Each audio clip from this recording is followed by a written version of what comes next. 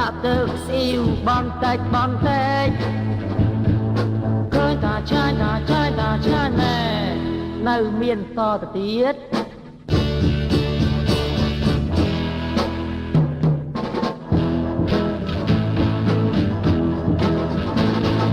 ពេលព្រឹកមានកាហ្វេខ្មៅដៅអូនដាក់ក្នុងពេង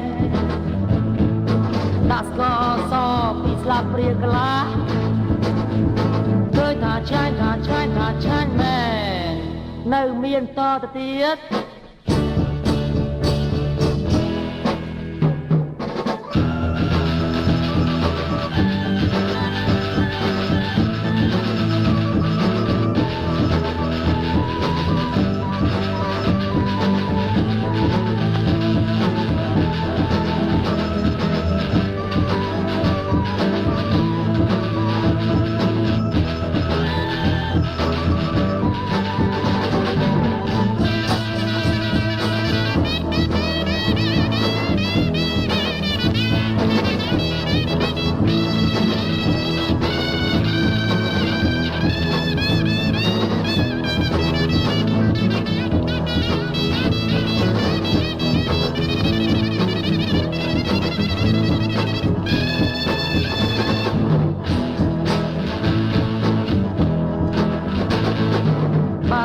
មួយដើមខំដៅជើងធ្មេញ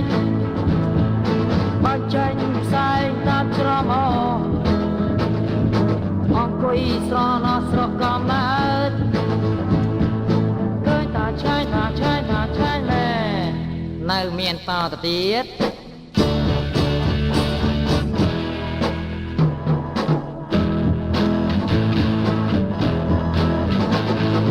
ពេលព្រឹកមានកាហ្វេខ្មៅ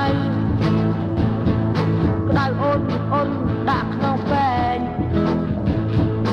ដាក់ស្ករសពីស្លាបព្រាកន្លះឃើញថាឆ្ងាញ់មែនសែកមកទៀត